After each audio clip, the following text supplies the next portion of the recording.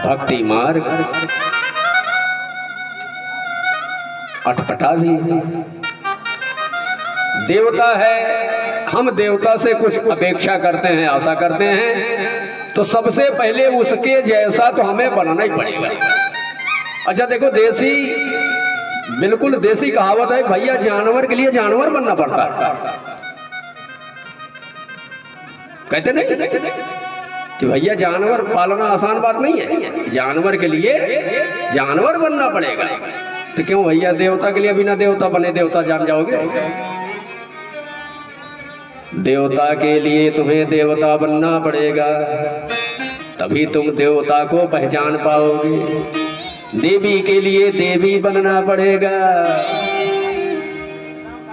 अब उदाहरण के लिए गाय के लिए हम गाय तो नहीं बनते कि गाय बनते हैं, लेकिन उसको पहचान इतना तो जान ही जाते हैं, कब कब भूख लगी है, पानी पिएगी, तो छाया में बांधना है, धूप में रखना है, तो कहने मतलब इतना तो हम जान जाएंगे। इसी तरह देवता हमसे अलग तो बहुत है, लेकिन इस वेद के पुराण के माध्यम से, वेद के माध्यम से, ग्रंथों के माध्यम से, अपने पूर्वजों के बताए हुए रास्ते के माध्यम से हम देवता के समीप बैठने योग्य हो जाते हैं। उसके जैसे तो नहीं हो सकते, लेकिन उसकी उपासना के योग्य हो जाते हैं। अब भाई यही तो तभी तो हम करते हैं। अगर हम उसको उसके योग्य ही अपने को न माने, करेंगे कैसे? तो वो हमारे महापुरुषों ने बताया है। इस तरह 3 धाराएं हैं। आप जो भक्ति इस समय नवरात्र के पावन पर्व पर ले रहे हो, ये सबसे बड़ी भक्ति है। मैं नहीं, गोस्वामी तुलसीदास जी कहते हैं कि प्रथम भगति संतन कर संगा, प्रथम भगति संतन कर संगा, प्रथम भगति संतन कर संगा, प्रथम भगति संतन कर संगा, प्रथम भगति संतन कर संगा, प्रथम भगति संतन कर संगा, दूसर ममरति कथा प्रसंगा, दूसर रति कथा प्रसंगा, दूसर ममरति कथा प्रसंगा, दूसर रति कथा प्रसंगा।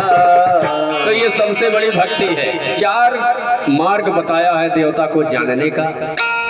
मान लो हम विंध्यवासिनी मैया की पूजा करना चाहते हैं, इसी देवी को हम अपना सब कुछ मानते हैं, सबसे बड़ी यही है। तो हमें इसके विषय में जानना चाहिए। कैसे जानोगे? सबसे पहला मार्ग है श्रोतव्य। उस देवी के विषय में सुनो। जैसा आपने सुना होगा विंध्यवासिनी मैया के विषय में, क्या सुने हो? अरे भाई, अभी कल की कथा में मैंने बताया था इनके विषय में कि जब कंस लेके आया बालिका का पैर पकड़ा कंस, देवकी का पुत्र जो है गया था गोकुल, और वहां से वसुदेव बालिका को ले आए थे। तो कंस जो है पकड़ा और नचा के पटकना, वही तो ये देवी विंध्यवासिनी विंध्याचल में जाके बस गई। ये कंस के कारागार में ही अष्टभुजा आ गई थी, चतुर्भुज रूप में। तो इस तरह हमें देवी हो चाहे देवता हो जिसकी उपासना करते हैं, पहले उसके विषय में श्रोतव्य, सुनो, तब कीर्तितव्य, गान करो, श्रोतव्य, फिर कीर्तितव्य।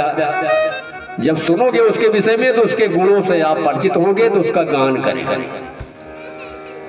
2 सीढ़ी जब चढ़ जाएंगे, श्रोतव्य, कीर्तितव्य, और तीसरी सीढ़ी पर पैर रखेंगे, ध्येय, तब ध्यान करें उस देवता का, उसके गुणों का ध्यान करें। और जब 3 सीढ़ी चढ़ जाएं, तब 4थी सीढ़ी आपकी आ जाएगी, पूजश्च नित्यदा। नित्य अपने देवता का पूजन करे। तो देखो हर देवता का आहार अलग अलग है। कोई भांग खाने वाला, धतूर खाने वाला है,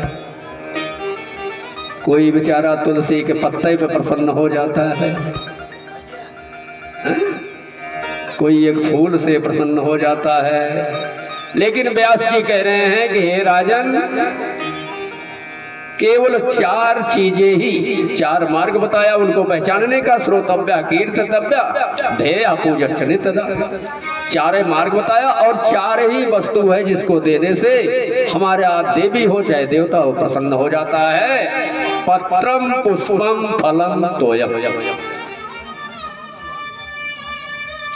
पत्रम एक पत्ता, ऐसा नहीं बहुत सारा। माताएं तो डलिया लेके सुबह जब पहुंचेंगी फूल तोड़ने, यहाँ बेचारे कनैल का है और गुड़हल का है और क्या है, लेकिन जब पहुंच गई सवेरे तो फिर जवन जवन दुकान, डलिया भर नहीं है भाई, बिना भरे डलिया ना। लेकिन यहाँ व्यास जी कह रहे हैं माता बहुत सारा फूल मत तोड़। पत्रम पुष्पम, अगर ज्यादा पुष्प प्रिय होते भगवान को तो लिखा होता पुष्पाणि, पत्राणि, बहुत सारा चाहिए उन्हें, लेकिन नहीं, उनको एक चाहिए, पत्रम, एक पत्ता तुलसी का, पुष्पम एक फूल, फलम एक फल, और तोयम एक लोटा जल। यही अपेक्षा करते हैं भगवान को, अपनी माता रानी को। लेकिन बड़ी विचित्र बात है, किसी किसी पर मैया अनायास मग्न हो जाती है और किसी किसी के बहुत विनती करने से भी नहीं सुनती।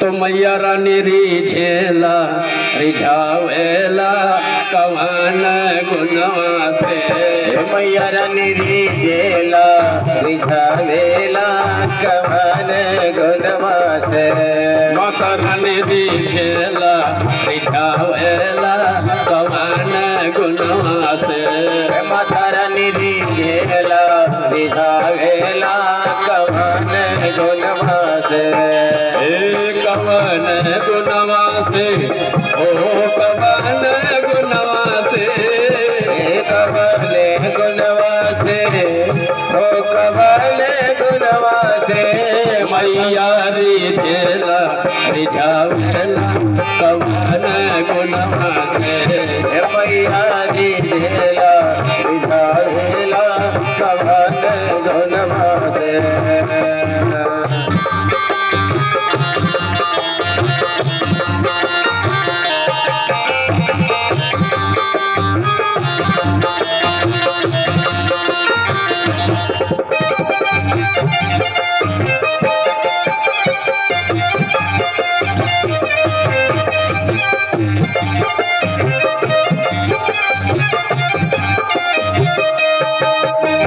केकरा से तू बैर करेलू, केकरा से तू प्रीत हो, केकरा से तू बैर करेलू, केकरा से तू प्रीत हो, केकरा से तू बैर करेलू, केकरा से तू प्रीत हो, केकरा से तू बैर करेलू, केकरा से तू प्रीत हो, केकरा आपन बनावेलू कवन गुनवा से, केकरा आपन बनावेलू कवन गुनवा से, माता रानी रिझेलू रिझावेलू कवन गुनवा से, माता रानी रिझेलू रिझावेलू कवन गुनवा से।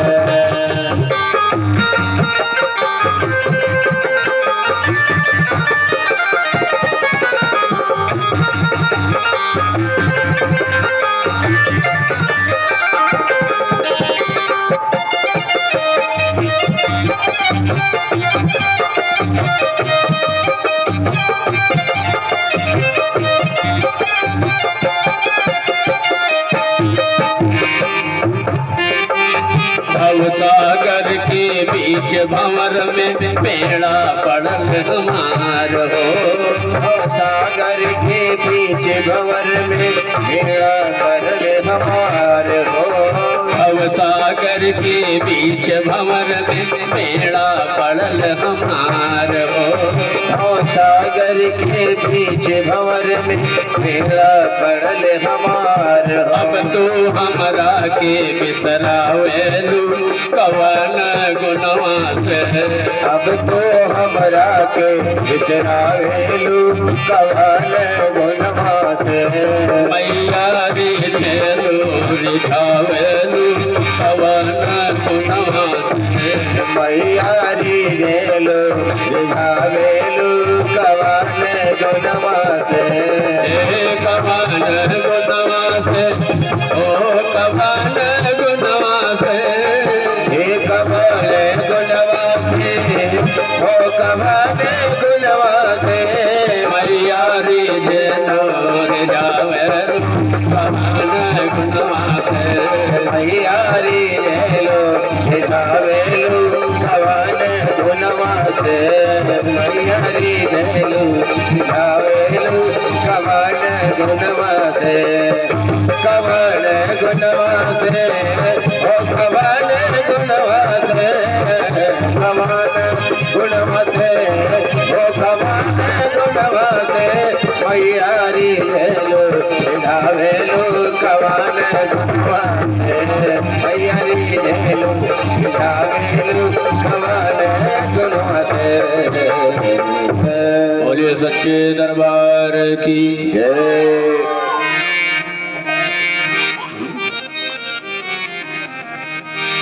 भाई पूरा जोश आज तो भर गया है।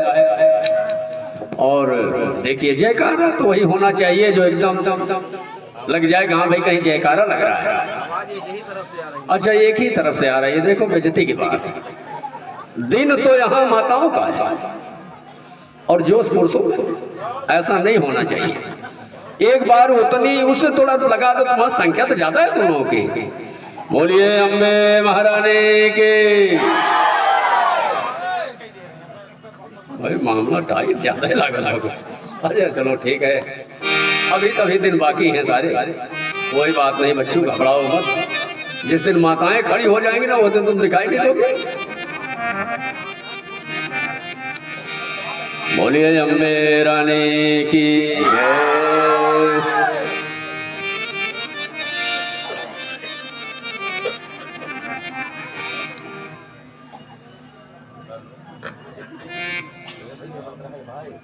सुख पूज व्यास जी कहते हैं कि हे राजन, तुम्हारी वंश परंपरा में तुम्हारे बाबा धर्मराज जो थे, पांचों भाई, एक समय की बात है कि वासुदेव कृष्ण भी जब स्वर्ग को सिधार गए, और ये उस समय की बात है जब अर्जुन उन्हें पहुंचाने द्वारिका ले गए थे। वहां से जब आ रहे हैं तो अर्जुन का मुखमंडल बिल्कुल मलिन है, सब कुछ जैसे उनका खो गया हो। हस्तिनापुर पहुंचते हैं तो युधिष्ठिर जैसे ही देखे समझ गए कि अर्जुन जैसे गया था वैसे नहीं आया, और पूछते हैं कि अर्जुन क्या बात है। तो अर्जुन के मुंह से सीधा यही निकल रहा कि भैया अपने सब अनाथ हो गए, वासुदेव हम सबको छोड़कर चले गए। इतने में कुंती सुन लेती है, कुंती तुरंत जमीन पर धड़ाम से गिरती है, राम राम कहते हुए अपने प्राण त्याग देते। तुम्हारे परपाजा बाबा जो थे युधिष्ठिर धर्मराज कहने लगे कि अर्जुन अब ऐसा है, अपने सब का भी समय चलने का आ गया है। भीम कहने लगे कि दादा अपने सब कहाँ चलेंगे। तो युधिष्ठिर कह रहे हैं कि भीम अपने सबको स्वर्गारोहण यात्रा पर चलना। द्रौपदी के साथ चल पड़े। व्यास जी ने कहा कि द्रौपदी है, 5 भाई हैं और साथ में एक कुत्ता है। हिमालय जब बर्फ के पहाड़ पर ये गए तो वहीं से सब फिसलने लगे। द्रौपदी भी फिसल गई, 5 भाई भी चले गए, एक कुत्ता वही रह गया जो साथ जा रहा है। तो धर्मराज युधिष्ठिर बचे थे 5 भाइयों सबसे बड़े। इंद्र का विमान आया, साथ में सारथी भी है। कहने लगा महाराज ये रथ आपके लिए उपस्थित हुआ है, बैठो इसमें। तो धर्मराज सबसे पहले कुकुरा को उठाए को उधर में, कुत्ते को रख रहे हैं रथ में सोने के। तो सारथी बोला महाराज ये कुत्ते के लिए नहीं आया है, अरे आपके लिए आया है, स्वर्ग जाने वाला ये रथ है। तो बोले कि भाई मैं जान रहा हूं स्वर्ग जाने वाला है और मैं ये भी जान रहा हूं कि मेरे लिए आया है, लेकिन इस कुत्ते कहां जाएगा? बोले महाराज कहां जाएगा, उसकी क्यों चिंता? बोले नहीं नहीं भाई, एक जीव को ठोकर देके देखिए विधाता का कानून कितना कड़ा है। आसक्ति भी नहीं होनी चाहिए और किसी जीव को ठोकर भी नहीं लगनी चाहिए। इसीलिए तो धर्म बड़ा कठोर है। अगर हम किसी जीव की सहायता नहीं कर पाए, उसके लिए हम कुछ कर नहीं पाए, तो इस धरती पर हम बोझ के समान। अब यहाँ धर्मराज थे, वो जान रहे थे जहाँ हमारे भाई नहीं पहुंच पाए, द्रौपदी नहीं पहुंच पाई हमारे साथ, बताइए ये कुत्ता आया है। अच्छा इंसान ही जान सकता है कि जंगल में जा रहे हो, अगर एक कुत्ता आपके साथ है तो किसी प्रकार का भय आपको नहीं लगेगा। आपको लगेगा कि कोई व्यक्ति हमारे पास है, इतना निर्भय होकर जाओगे। अब ये तो युधिष्ठिर ही जान रहे हैं, तो बोले भैया ऐसा है, इसको छोड़ के तो मैं कहीं नहीं जाऊंगा। सारथी कह रहा भगवान स्वर्ग को छोड़ रहे हो इस कुत्ते के लिए?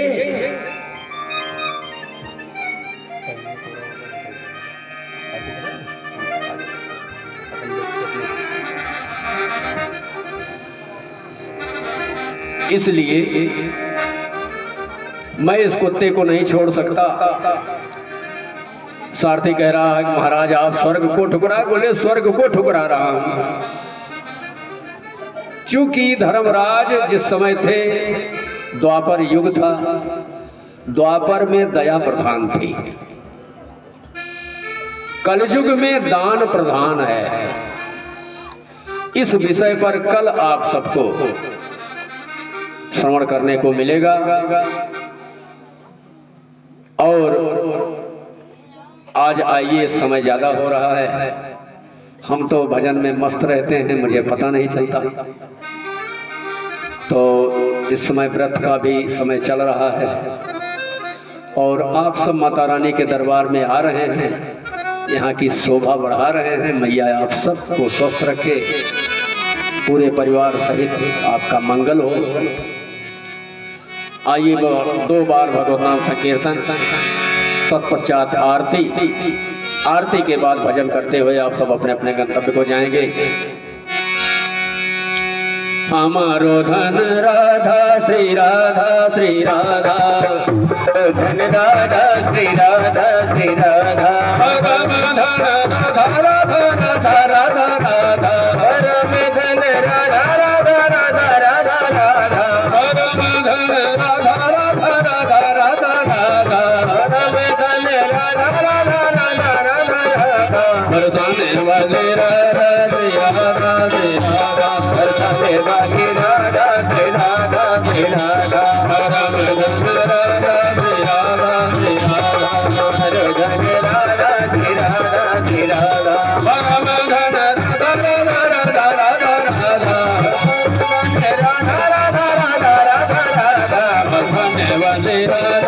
राधे राधा राधे राधा राधे राधा राधे राधा बरसाने वाले राधे राधा राधे राधा बरसाने वाली राधा की राधा की राधा राधे राधा राधे राधा की राधा की राधा राधे राधा राधे राधा की राधा की राधा। आरती का प्रबंध किया जाए, आरती की व्यवस्था की जाए।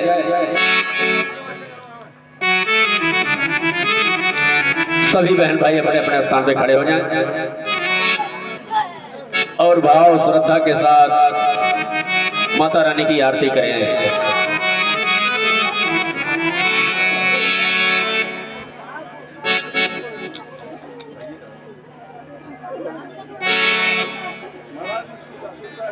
नहीं नहीं जलावा काबा हो मौर्य जी भाई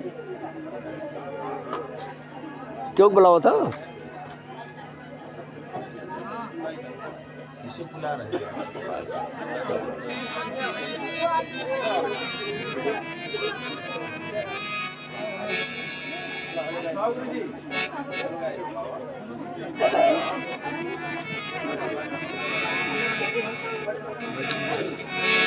तो राम नाम सुखदाई भजन करो भाई ये जीवन 2 दिन का। राम नाम सुखदाई भजन करो भाई ये जीवन 2 दिन का। ये जीवन कागज की पुड़िया, ये जीवन कागज की पुड़िया। हवा चले उड़ी जाए भजन करो भाई ये जीवन 2 दिन का। राम नाम सुखदाई भजन करो भाई ये जीवन 2